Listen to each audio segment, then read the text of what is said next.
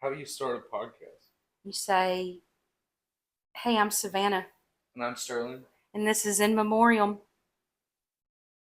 So this podcast thing, we've been trying to do this for about a year now. Yeah, Yeah. yeah.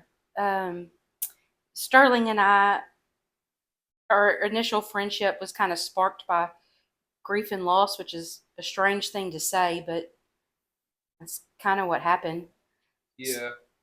Sterling has experienced a lot of grief in his life, and And and I probably more than the average, more than most of the people I know. Um, at least, I mean it. Yeah, for the most part, my I think I was introduced to death very early on, for sure. And it's not that it's followed me, but it's definitely been more prominent. And yeah, for yeah, sure. and I've experienced my own losses and grief in my lifetime, but I also have the unique experience of I work for a funeral home. And through my work at the funeral home, I was serving a family that was close to Sterling. Yeah. And this kid, man, when you help arrange a funeral, you learn a lot about the loved one that has passed, and you write their obituary and you look through all of their pictures for their slideshow and you go through their funeral music. And this kid, I could just tell, was really something special. I had watched these videos of him singing these awesome, goofy songs that he had come up with, and learned that he was living in California doing adventure zip line The courses. Vance was an eclectic person Yeah, for he sure. was He he was was very fun interesting. and energetic. Yeah. And I kind of felt like going through all this, I was like, man, this kid, I love this kid. And through working with this family, I also learned that Sterling was a close friend of this kid, family, chosen family of Yeah, yeah. Vance. Our families are pretty intertwined Yeah. heavily. And I ran into Sterling about, a month after I met him, after working with this family, and I just blurted out, "Tell me about Vance." And in hindsight, I probably shouldn't have done that. Um, and I regretted it as soon as it came out of my mouth. But it obviously turned out okay because here we sit together. Yeah. You know, I think it turned out okay. But you initially looked very shocked when I said that to you. Tell me about Vance. Well, it was like pretty fresh and pretty early, but also no one had really asked me. So I me and Vance were very close at different phases of my life, especially like in childhood. We all hung out a lot. But again, in early adulthood, when I was hanging around and partying and being a young adult, so was Vance, and he lived right down the road from our first house, and he was over there all the time. And but I kind of stopped partying and um, put my nose down and just started trying to accomplish different goals that me and Chris had set to get to in life, like getting here, like owning a house. And anyways, we just grew apart, and for a long while, probably about a year and a half or 2 years before he passed, I might have only talked to him a handful of times in that time frame, but so no one was really asking me. I wasn't immediate family. Uh, I wasn't his closest friends at the time, so it was nice to like be asked, to talk about him, or I guess acknowledge that I was experiencing a loss in some way. You know? Yeah. In our culture, the common condolence is, I'm so sorry for your loss. Yeah, And I say, I'm so sorry for your loss a million times a day. And I mean it every single time I say it. But I hate that that's the common condolence. First of all, I don't have anything to do with it. How I feel does not have anything to do with it in that moment. And loss just kind of reiterates the void that is there, and that you're going to feel. In the Jewish culture, they say, "May their memory be a blessing." that's nice. Oh, it's so nice. I mean, Yeah, really, may their memory be a blessing. Um, and I think that's kind of our object of this podcast here is we want to give a space for people to share those memories. yeah, a place where you can talk about the people you've lost and tell stories and stuff that they've done or even just I mean it doesn't have to be a story. You just talk about them, but to kind of log that and memorialize it and do it in a way that doesn't make it feel like some sort of a burden of a conversation or like therapy, but just in a an organic place to have that conversation and talk about someone that you miss seeing, talking to, or talking about. Yeah, yeah. I mean, the the experience of grief is so heavy in itself, Yeah, but it but it doesn't have to be. yeah. Well, and not only that, I mean, we can we all experience it. We all go through it. Everyone dies. So You're right. Nobody escapes it. Is you said you said in a conversation earlier that it's the one social experience, common social experience that everyone has. yeah. Yeah, I mean, no matter if you're rich or poor, or what race you are, or where you are geographically, we all die. There's no getting away from that. Yeah, and it's kind of a shame. I feel like in people, it's kind of taboo to talk about. Yeah, it's crazy. Um, and definitely, I mean, I'm not a traveler or definitely here where we live more than I feel most places. I mean, death is a very touchy subject. No one wants to talk about it. No one does talk about it. That's Very true. In sensitive. different cultures, it is. Um, I don't necessarily want to use the word celebrated. Yeah, but it is definitely viewed in a different light than it is here. It is a lot less mournful. Yeah, yeah, I think you're right with that. That's something that I wish would change. You know. So we both have experienced grief and death in very different ways. I've experienced it through the loss of my best friend when I was a teenager. I lost my mother in my early 30s. But most of my experience with it, the bulk of it has been at the funeral home.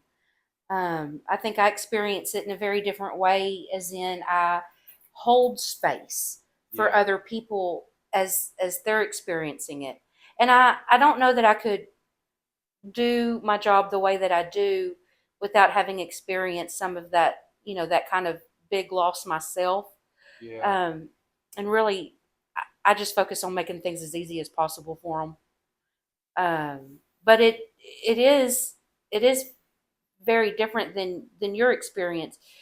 A lot of your experience has been personal. yeah. It's well, I kind of feel like it was almost predetermined. I mean, my name is a memorial. So my dad's brother, I think he was like 4 or 5 years older than him. My dad's brother was the older one. Um, he was terminally ill from I'm not sure what age, but I'm pretty sure before my dad was born. Um, so most of, if not all of, my dad's childhood before his brother's passing, at least what I know about is a lot of hospital visits and a lot of time making sure that his brother Sterling is okay and taken care of. And his dad was a truck driver, and after his passing, I know my grandparents split up, and it was just my dad and my grandma for a while. But anyway, back to my experience. So my dad named me after him. So like from early on, I was told that I was a my name was a memorial. I was named in his honor, and my dad was always really proud of that, and I'm sure it was like a great thing to be able to do, and it's like something To to honor give. his Yeah, brother, yeah. I mean something to give his brother, and even his parent. It it's awesome. I don't mind my name. I Well, Sterling, it really is a I fabulous do name. like it. Yeah, and it When fits I was you. a kid, I was like, man, it's a odd name. Why am I not on a keychain at the gas station? But I like it. I grew into it. It's nice. But anyways, so I mean, I was in, and I also remember from an early age, my great grandma dying, and my mom. I actually like remember being in the kitchen of our old house in Red Oak, and my mom answering the phone and receiving the news that her grandma had passed away. And I remember like that moment, and I remember asking why I can't go to the funeral. Like I remember that grandma. That's the first person I remember losing, and it was so early on. Like, Is that Grandma Carl? yeah, my grandma Carl. She's like, I mean, that's some of the earliest memories I have. It's like, uh, I remember asking, going to her, why can't I go to her funeral? And then I remember 9/11, and like those are the two real early memories I have, which is Oh, nuts. you're Um, so young. I know. I was like 3 when 9/11 happened. Um, I was probably like 4 when she passed away. I was, I don't know, maybe I was older. I remember that. I remember like that moment at my house. Yeah, and then in high school we lost 3 kids that went to school with us real quick, like while we were in school, back to back to back. Um, and that was weird because it felt like every one of those kind of got closer to our friend circle. And then after we graduated, so there were these 3 brothers. There were 3 brothers, and I hung out with 2 of them. It was Aaron, Josh, and Jacob, and me and Josh were in the same grade, and we all worked at Reindeer Manor together, and all hung out. We all stayed the night over there. Um, their stepbrother Brandon and my friend Tristan, and like we all grew up together, from all hung out in junior high, early high school. After we graduated, Aaron died, and it was my first year of college, and I guess it was probably around this time of year, and for the next couple weeks or months, we just were over there every night, and we were all like, we were just together. We were over there every single night, drinking and doing whatever. But we were together every night, Mm-hmm. and then that kind of faded off. But like 2 or 3 months later, I'm pretty sure it was a Sunday. I know it was the weekend, and I was getting ready to get in my dad's truck, and Jacob's mom called me and asked if I could go pick his daughter up, or go pick his daughter up from her house and take her to her mom's in Grand Prairie, because Jacob had gotten in a wreck in uh what's that? It's a city outside of Tyler on 20. Gotten in a wreck, and him and his girlfriend died. Him and his girlfriend Autumn, and that was like the closest death ever got, and it was pretty rough for a while, and especially because we were all together, and Jacob was like, he was the baby brother. He was a big part of all the grieving. He would like when we were grieving Aaron, he was there with us, and then as soon as it all wore off, we had to do it all over again, and it's just without Jacob now, and that was rough. Let me ask you this, as someone who has grieved so many in such a short time span, is there is the grief completely different every single time? Are there similarities in how you deal Yeah. with it Well, yeah. I mean, it's been. I think you miss different people for completely different reasons. and in different ways? And sometimes you miss people that have already kind of left your life prior to them leaving. Oh, I'm so glad. You are back. It's okay. You're a very cute interruption. Yeah, perfect interruption. What do you got? Is this a backhoe? Yeah. That's a very nice backhoe. Get the dog, too. This is totally staying. Yeah. Yeah. This is fine. It's okay. Come on. He wants to dig with that backhoe.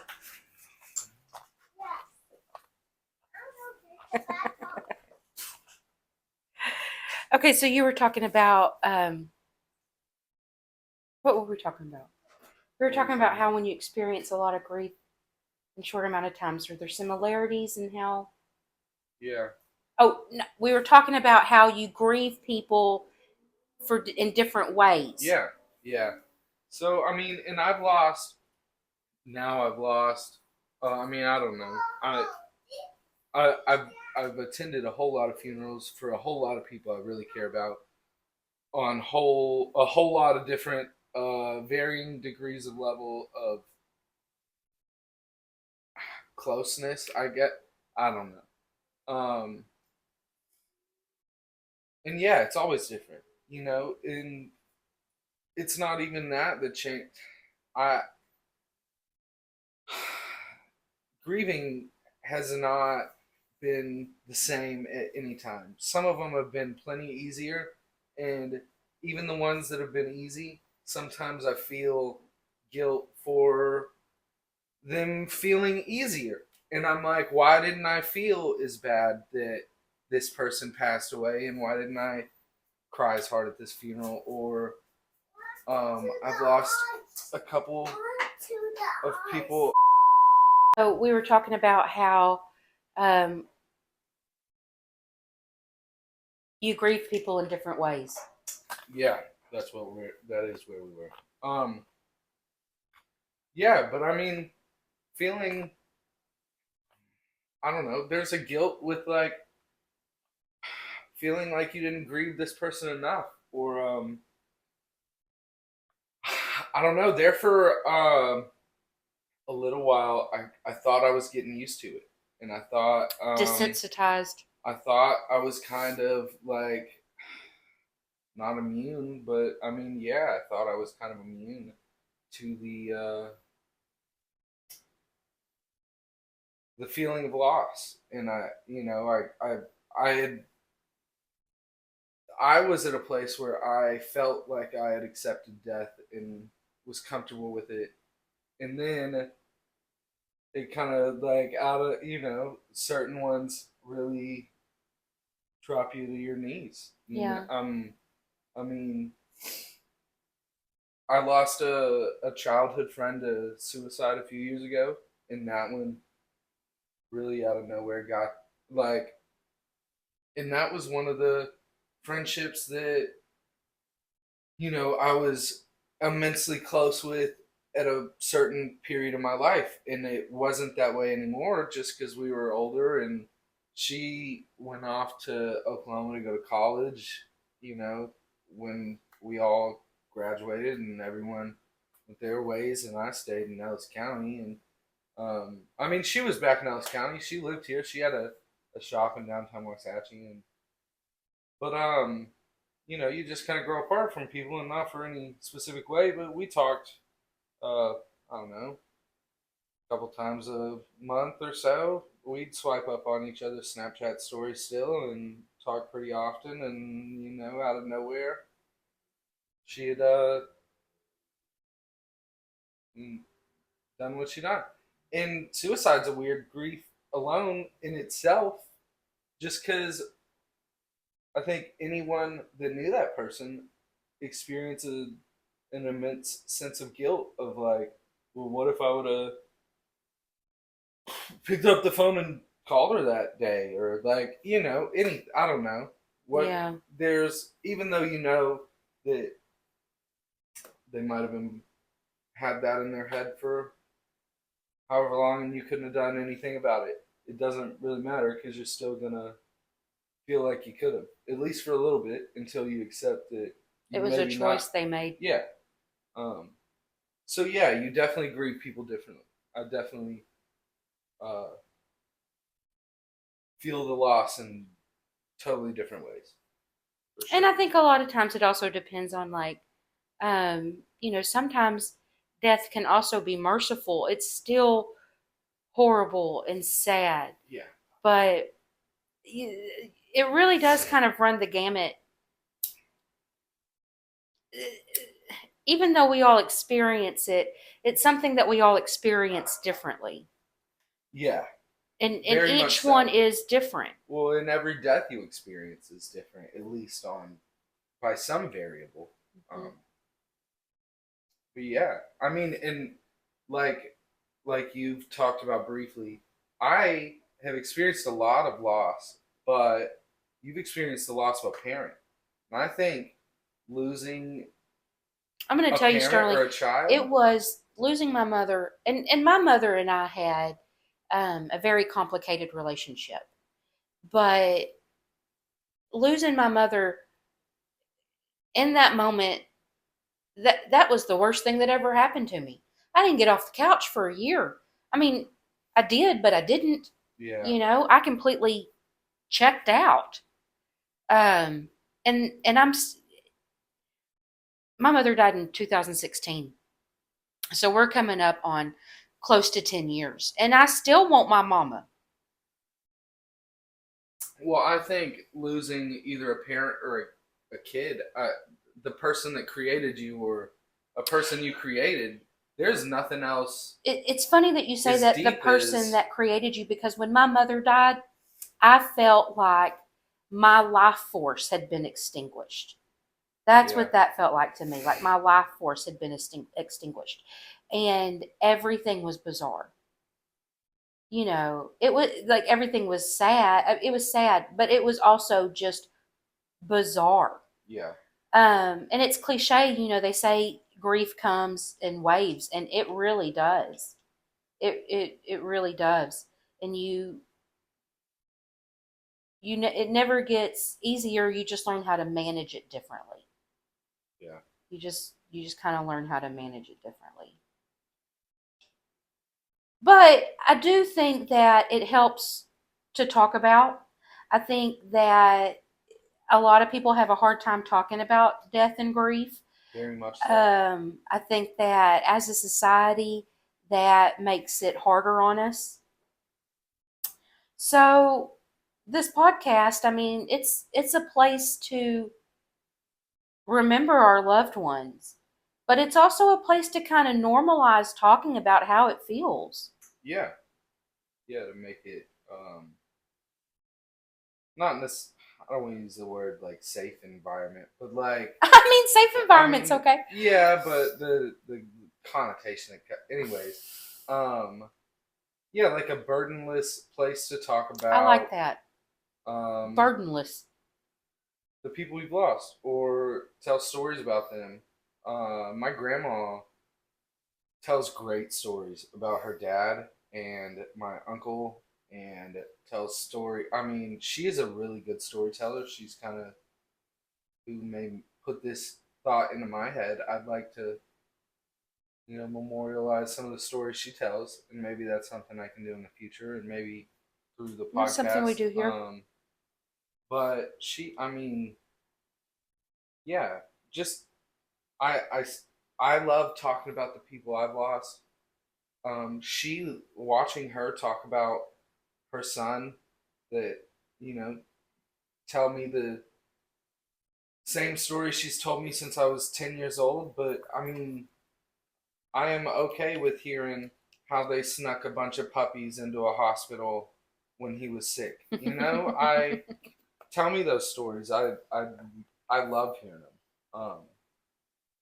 And that's kind of what this whole thing's about. I want to hear y'all's stories. I want to hear the stories about. I, we all have plenty of good stories. That's kind of one thing I was always conscious of. When I was young, my dad used to sit around with his high school friends in the garage and like drink beer and tell stories about high school, and they wrecked this car and did this night, and reminisced. And I always went through high school and went through life conscious of that, and like trying to collect my own. And then people around you don't get to tell theirs anymore. So like, Yeah. Well, and those stories are so important.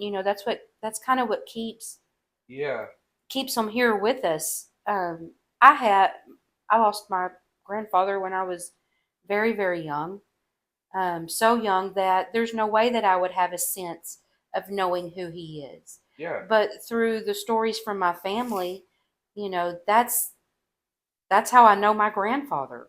And that's a beautiful thing. I'm thankful for those stories. yeah, Okay, so that's what we're gonna do here. yeah, yeah. That is what we're gonna do. All right, let's do it. May their memory be a blessing.